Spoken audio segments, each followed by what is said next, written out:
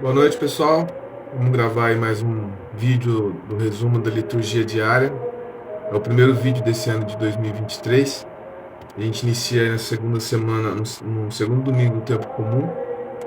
Como eu já tinha dito no primeiro vídeo, a liturgia diária são leituras selecionadas pela Santa Igreja Católica. Ela, como mãe e mestra, ensina pra gente como agir, como ler a Bíblia. E aí ela, na missão evangelizadora dela, ela seleciona essas liturgias para que sejam lidas diariamente. E como eu disse lá no primeiro vídeo, né? Essas leituras elas seguem um padrão. Tem a leitura do Antigo Testamento, uma leitura do livro do Antigo Testamento, um salmo, uma leitura ali geralmente das cartas do Novo Testamento e por fim a leitura do Evangelho. E todas essas leituras iniciais, tanto a do Antigo Testamento, Salmo do Novo Testamento, que geralmente é uma leitura das cartas, elas dão um prelúdio para a gente e buscam dar um aclaramento do que a gente vai ler no Evangelho.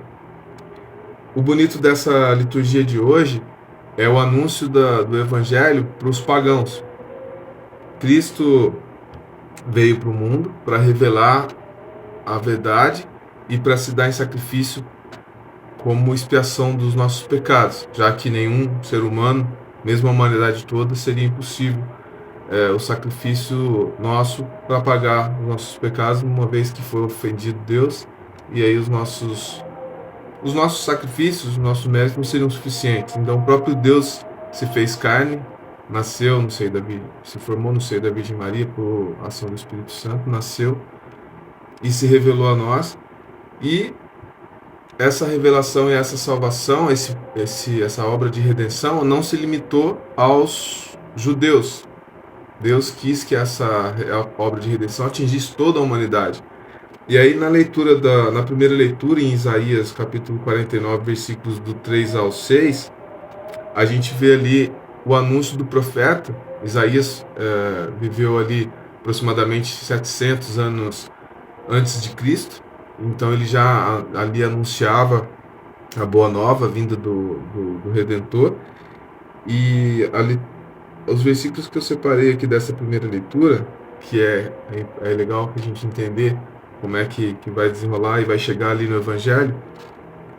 O profeta diz assim: é muito pouco você tornar-se meu servo, dizendo as palavras do próprio Deus, né? Só para reerguer as tribos de Jacó, só para trazer de volta os sobreviventes de Israel. Faço de você uma luz para as nações, para que a minha salvação chegue até os confins da terra. Então ele está falando ali do profeta, está falando do Redentor, daquele que vai ser a pessoa que vai salvar a humanidade dos seus pecados.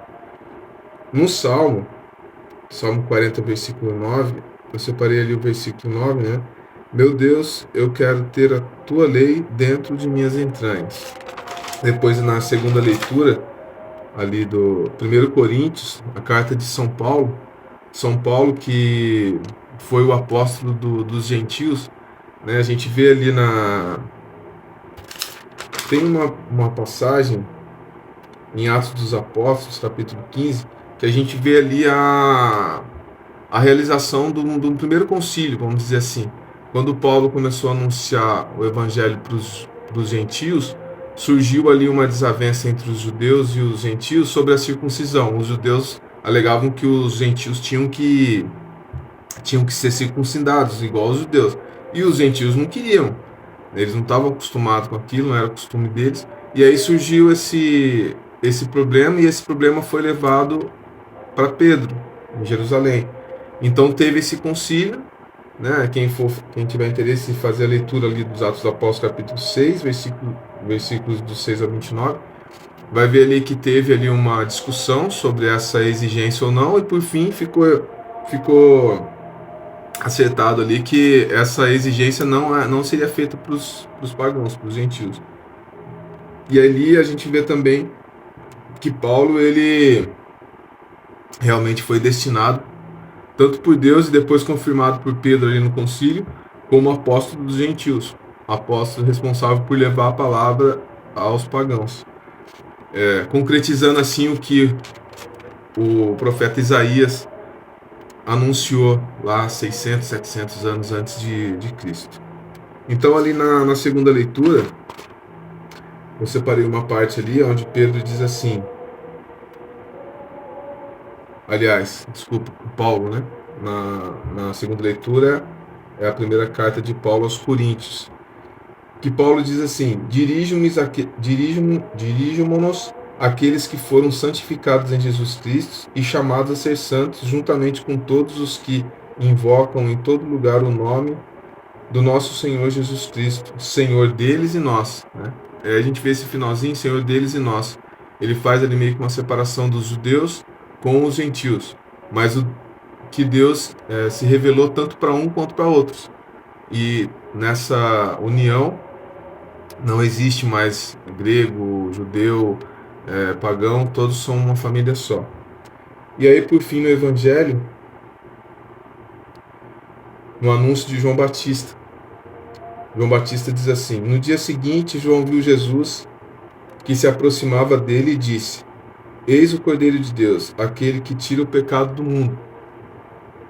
Por fim, então a gente vê aquele que tira o pecado do mundo, não é aquele que tira o pecado dos judeus, não é aquele que tira o pecado de Israel, não é aquele que tira o pecado das tribos de Jacó, é aquele que tira o pecado do mundo. Então Cristo veio para salvar a humanidade. O sacrifício de Jesus Cristo é um sacrifício que visa uma obra de redenção para toda a humanidade, não se limitando só ao povo de Israel. Essa é a beleza da liturgia de hoje. Por fim, aí, para fazer uma menção do santo do dia de hoje, que a igreja celebra, Santo Amaro, que foi amigo de São Bento. Ele ingressou na ordem dos beneditinos aos 12 anos de idade. Foi exemplo de silêncio e também de correspondência às exigências da vida monarcal, levando a rigor ali o lema Ora et Labora, que é orar e trabalhar, né? Sobre a ordem dos beneditinos de orar e trabalhar, sempre tendo ali o intervalo do trabalho para a oração, para os estudos.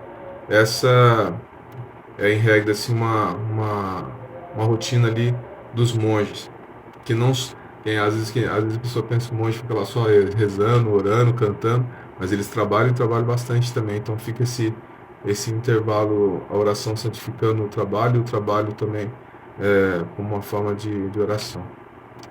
Tá legal, pessoal? Boa noite, boa semana para todo mundo aí, até mais, um abraço.